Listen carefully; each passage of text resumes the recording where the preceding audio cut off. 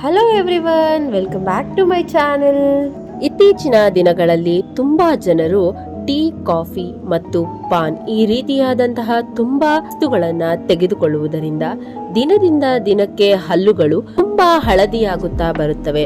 ಎಷ್ಟು ಬ್ರಷ್ ಮಾಡಿದರೂ ಹಲ್ಲುಗಳು ಬೆಳ್ಳಗೆ ಆಗೋದಿಲ್ಲ.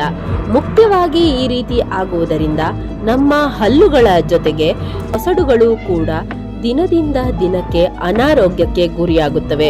ಪರಿಣಾಮ ಪ್ರತಿದಿನ ಬ್ರಷ್ ಮಾಡಿದರೂ ಸಹ ಹಲ್ಲುಗಳಲ್ಲಿರುವ ಹಳದಿ ಬಣ್ಣ ಹೋಗೋದೇ ಇಲ್ಲ. ಈ ರೀತಿ ಹಲ್ಲುಗಳು ಹಳದಿ ಆಗೋದನ್ನ ಮತ್ತು ಇತರೆ ಸಮಸ್ಯೆಗಳನ್ನು ಹೋಗಲಾಡಿಸಲು ನಾನಿಲ್ಲಿ ಒಂದು ಸಿಂಪಲ್ ಹೋಮ್ ರೆಮಿಡಿಯನ್ನ ಹೇಳಿಕೊಡ್ತೀನಿ. ಇವತ್ತು ನಾನು ಹೇಳುವ ಟಿಪ್ ಅನ್ನ ನೀವು ಕೆಲವು ದಿನ ಬಳಸಿದರೆ ನಿಮ್ಮ ಹಲ್ಲುಗಳು ಬೆಳ್ಳಗೆ ಹೊಳೆಯಲು ಸ್ಟಾರ್ಟ್ ಆಗತ್ತೆ.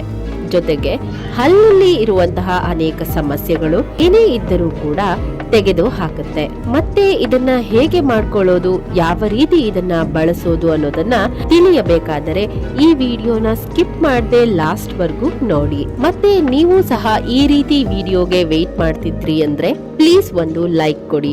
ನೀವಿನ್ನು ನಮ್ಮ ಚಾನೆಲ್ಗೆ ಸಬ್ಸ್ಕ್ರೈಬ್ ಮಾಡಿಲ್ಲ ಅಂದ್ರೆ ಇದೇ ಮೊದಲನೇ ಸಲ ಈ ವಿಡಿಯೋನ ನೋಡ್ತಿದ್ರೆ ಕೆಳಗೆ ಕಾಣುವ ಸಬ್ಸ್ಕ್ರೈಬ್ ಬಟನ್ ನ ಕ್ಲಿಕ್ ಮಾಡಿ. ಆ ನಂತರ ಪಕ್ಕದಲ್ಲಿ ಕಾಣುವ ಬೆಲ್ ಐಕಾನ್ ಅನ್ನ ಕ್ಲಿಕ್ ಮಾಡಿ. ಇದರಿಂದ ನಮ್ಮ ಮುಂಬರುವ ಹೊಸ ವಿಡಿಯೋಸ್ಗಳನ್ನ ಮೊದಲು ನೀವೇ ನೋಡಬಹುದು. ಈ ರೆಮಿಡಿಗೋಸ್ಕರ ನಮಗೆ ಬೇಕಾಗಿರೋದು ಟೂತ್ ಪೇಸ್ಟ್. ನಾರ್ಮಲ್ ಆಗಿ ಬ್ರಷ್ ಮಾಡುವಷ್ಟು ಪೇಸ್ಟ್ ಅನ್ನ ಒಂದು ಬೌಲ್ಗೆ ಹಾಕೋಬೇಕು. ನೆಕ್ಸ್ಟ್ ಇದರಲ್ಲಿ ಸಾಲ್ಟ್ ಅನ್ನ ತಗೊಳ್ಳಿ ಮತ್ತು ನಾನು ಯಾವ ಕ್ವಾಂಟಿಟಿಯಲ್ಲಿ ತಗೊಂಡಿದ್ದೀನೋ ಅದೇ ಕ್ವಾಂಟಿಟಿಯಲ್ಲಿ ತಗೊಳ್ಳಿ. ಉಪ್ಪು ಕೂಡ ಹಲ್ಲುಗಳನ್ನು ಬೆಳ್ಳಗಾಗಿಸುವಲ್ಲಿ ತುಂಬಾ ಪರಿಣಾಮಕಾರಿ. ನಂತರ 4 ಎಸಳು ಸಿಪ್ಪೆ ತೆಗೆದುಕೊಂಡಿರುವ ಬೆಳ್ಳುಳ್ಳಿ ಎಸಳುಗಳನ್ನ ತಗೊಳ್ಳಿ. ಇದನ್ನ ಕಲ್ಲಿನ ಸಹಾಯದಿಂದ ನುಣ್ಣಗೆ ಕುಟ್ಟಿ ಪುಡಿ ಮಾಡ್ಕೊಳ್ಬೇಕು. ಫ್ರೆಂಡ್ಸ್, ಬೆಳ್ಳುಳ್ಳಿಯಲ್ಲಿ antibiotic, antioxidants, anti inflammatory ಗುಣಗಳು ತುಂಬಾ ಹೆಚ್ಚಾಗಿ ಇರುವುದರಿಂದ ಇದು ನಮ್ಮ ದಂತದಲ್ಲಿ ಇರುವಂತಹ ಕ್ಯಾವಿಟಿಗಳನ್ನ, ನೋವನ್ನ ಕಡಿಮೆ ಮಾಡಲು ತುಂಬಾ ಗ್ರೇಟ್ ಆಗಿ ಸಹಾಯ ಮಾಡುತ್ತೆ. ಮುಖ್ಯವಾಗಿ ಬ್ಯಾಕ್ಟೀರಿಯಾ ಮತ್ತು ಇನ್ಫೆಕ್ಷನ್ ಬರದೇ ಇರುವ ರೀತಿಯಲ್ಲಿ ನೋಡಿಕೊಳ್ಳುತ್ತೆ. ಈ ರೀತಿ ನುಣ್ಣಗೆ ಪೇಸ್ಟ್ ಆದ ಮೇಲೆ ಈ ಬೆಳ್ಳುಳ್ಳಿ ಪೇಸ್ಟ್ ಅನ್ನ ನಾವು ಮೊದಲಿಗೆ ತಯಾರಿಸಿದ ಬೌಲ್ಗೆ ಹಾಕಿಕೊಳ್ಳಿ. ನೋಡಿ, 1/4 ಚಮಚದಷ್ಟು ಬೆಳ್ಳುಳ್ಳಿ ಪೇಸ್ಟ್ ಸೇರಿಸಿಕೊಳ್ಳಬೇಕು. ಎಷ್ಟು ಕ್ವಾಂಟಿಟಿಯಲ್ಲಿ ತಗೊಂಡಿದ್ದೀನೋ ಅದೇ ಕ್ವಾಂಟಿಟಿಯಲ್ಲಿ ಮಾಡ್ಕೊಂಡ್ರೆ ಸಾಕಾಗತ್ತೆ. ನೆಕ್ಸ್ಟ್ ಇದಕ್ಕೆ ನಿಂಬೆ ರಸವನ್ನ ಸೇರಿಸ್ತಾ ಇದ್ದೀನಿ. ಈ ಮಿಶ್ರಣಕ್ಕೆ 6ರಿಂದ 8 ಡ್ರಾಪ್ ನಷ್ಟು ನಿಂಬೆ ರಸವನ್ನ ಹಾಕೊಳ್ತಾ ಇದ್ದೀನಿ. ಜಾಸ್ತಿ ಹಾಕೊಳ್ಬಾರ್ದು.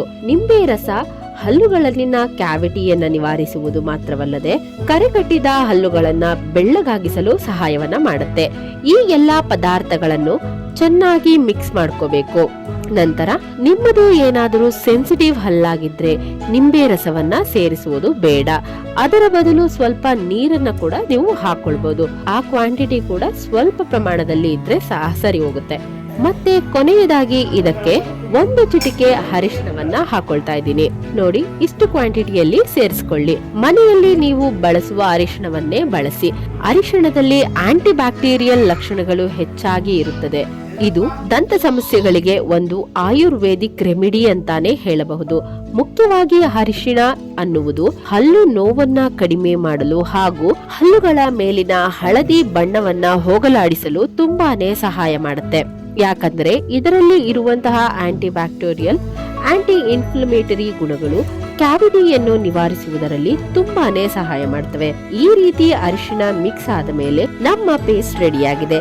ಇದನ್ನ ಹೇಗೆ ಉಪಯೋಗಿಸೋದು ಅಂದ್ರೆ, ನೀವು ಪೇಸ್ಟ್ ಉಪಯೋಗಿಸುವ ರೀತಿಯಲ್ಲಿ ನಿಮ್ಮ ಬ್ರಷ್ಗೆ ಈ ಪೇಸ್ಟ್ ಅನ್ನ ಹಾಕೊಂಡು ಮೃದುವಾಗಿ ಬ್ರಷ್ ಮಾಡ್ಕೊಳ್ಳಿ. ಈ ಪೇಸ್ಟ್ ಅನ್ನ 2 ಬಾರಿ ಉಪಯೋಗಿಸಬೇಕು.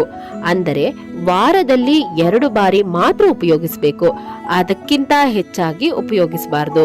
ಈ ರೀತಿ ವಾರದಲ್ಲಿ 2 ಬಾರಿ ಉಪಯೋಗ ಮಾಡಿದರೆ ನಿಮ್ಮ ಹಲ್ಲುಗಳು ಕರೆ ಕಟ್ಟಿರುವುದರಿಂದ ಸಂಪೂರ್ಣವಾಗಿ ನಿವಾರಣೆ ಆಗತ್ತೆ. ಹಾಗೆ ಇದರಿಂದ ಕ್ಯಾವಿಟಿಯನ್ನು ಅನೇಕ ದಂತ ಸಮಸ್ಯೆಗಳು ಕೂಡ ಹೋಗಲಾಡಿಸಿಕೊಳ್ಳಬಹುದು.